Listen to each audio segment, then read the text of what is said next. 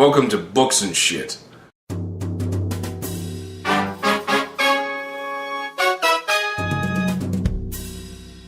On today's episode, we're going to be talking about transitioning literature to film.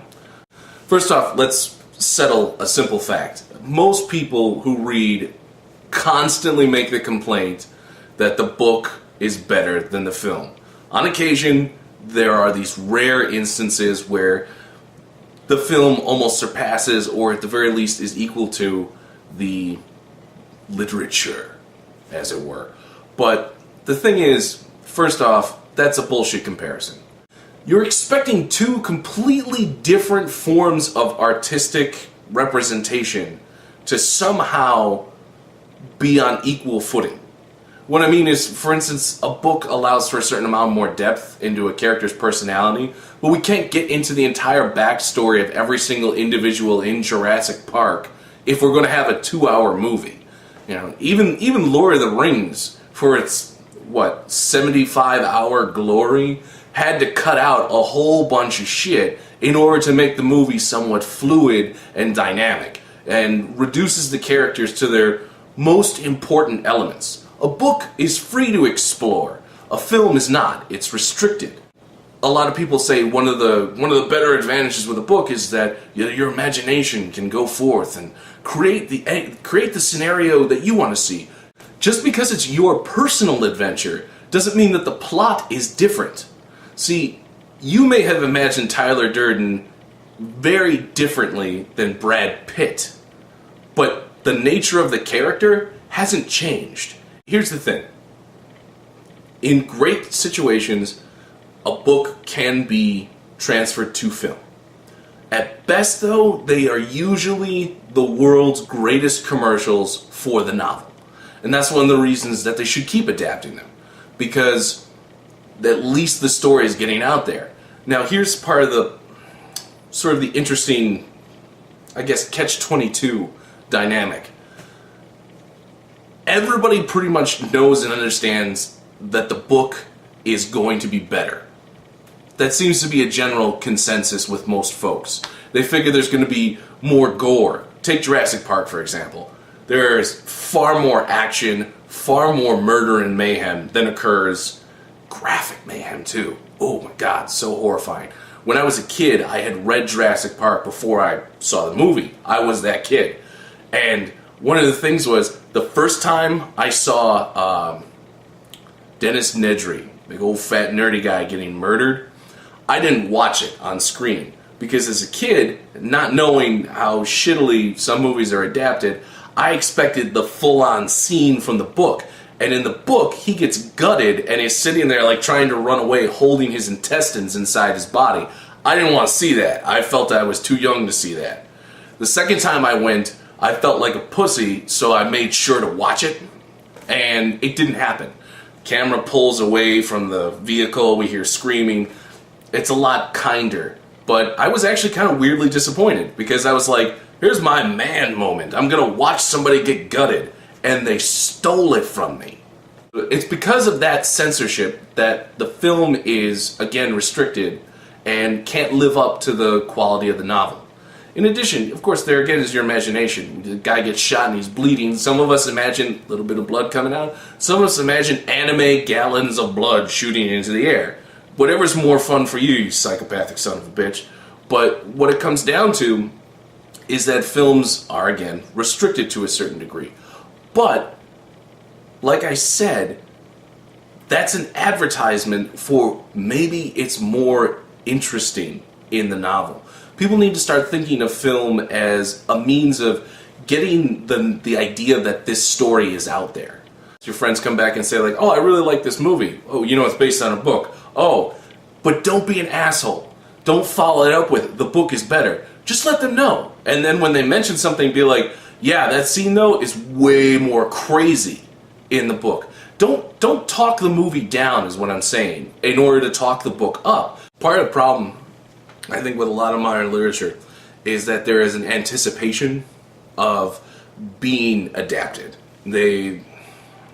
Writers know that there is a potential for their book to be picked up and turned into a film.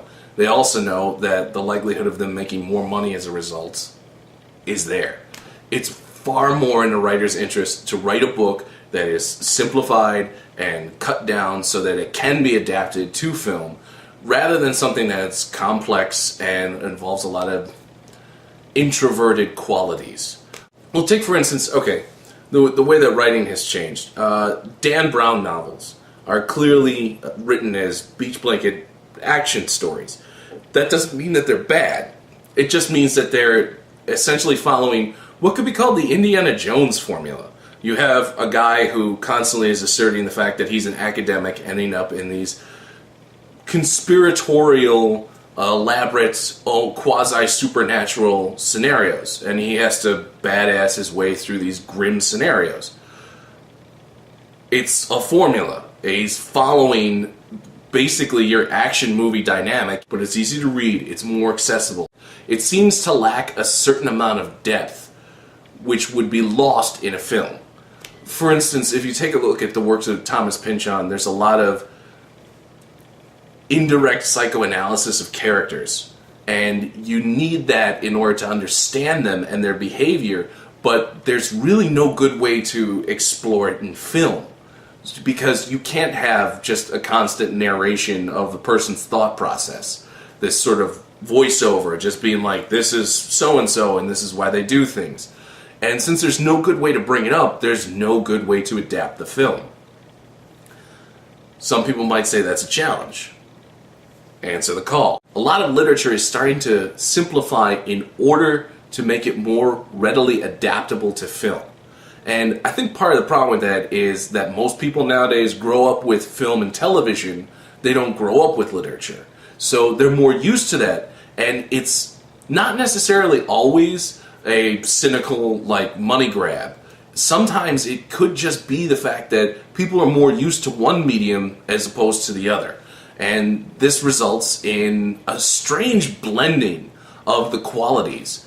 In fact, you know, for instance, here's a good example. The book John Dies at the End. It's a fun book. It's a great read.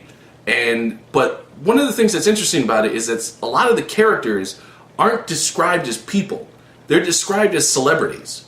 For instance, one of the characters the guy encounters is a black guy who reminds him of Morgan Freeman. That's his description. He's just described as Morgan Freeman. He meets a young woman, main character meets a young woman, he just describes her as Jennifer Lopez. And that's it. Because we already know who Jennifer Lopez is and Morgan Freeman, we know who these people are, we already have a conception of what they're going to look like. But that's it. And that's the end of the descriptive quality. There's no insight into the character. There used to be a time where you would get a 1 or 2 sentence, very concise but very profound, almost metaphorical description of people. And it would sum up their character and their appearance all at the same time. But like, the point is, we've simplified things. The point, we're going for these, and some people would say it's, a pretentious person would argue that it's a Hemingway influenced direction in writing. You know, he was a man, period. He stood tall for the things he believed in, period. And that's it. What do you really need to know more? Do you really need to know more? No, but I would like to know more. It's one of the reasons I'm fucking reading a book, is I'm looking for the insight. With a film, you're looking for an entertaining distraction. With a book, you're looking for something that's going to make you think. Once again, they're different mediums. And I'm not shitting on films. I love films. I have spent way too much of my life watching movies. I have seen too many movies. I've seen movies you've never heard of. Movies you don't even want to see. I watch them. I don't know why. I've watched most of Nick Cage's movies. Sober.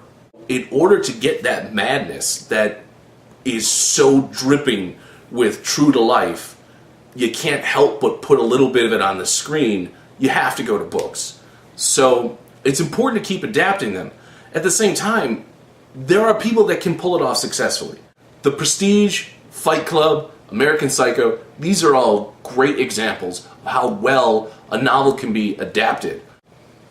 It can be done. That's the point. And the thing is, I don't think a lot of people try hard enough. That's the problem. They get something and they just assume, okay, well, we have a great book. It should be able to translate to screen.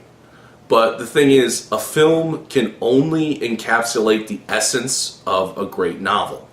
In other words, you have to read it, understand what it was about, and then condense it to its essential elements. Part of the thing too is that when you see a real person acting out these events, there's more of a solidity to the philosophy that comes across from them. The way that they live feels more possible. A book is fiction, and a book feels like fiction. You hold it in your hands and you know that this is not a reality. When you watch a film, though, there is the potential to let that part of your brain go that blocks off imagination from blending with the real world. I know that sounds dangerous to some people, that you shouldn't let your fantasy intermingle, but you should sometimes. You should let go of reality on occasion, because you don't need it all the time. In fact, you don't want it all the time. Otherwise, why are you interested in any kind of fiction? Go read, watch documentaries. We want to experience the unreal as real. And in so doing, we get a chance to experience the potential of fantasy. The possibility that we aren't just suppelectile. Look it up. We want to know that the impossible is possible. And the only way to really do that is to see it happen. And if the only way to see it happen is to watch some CGI romp, then so be it. It doesn't mean it has less or more impact than the page. What it means is that it's a chance to let go and just absorb the possibility. And that's something that everybody should enjoy at some point in their life.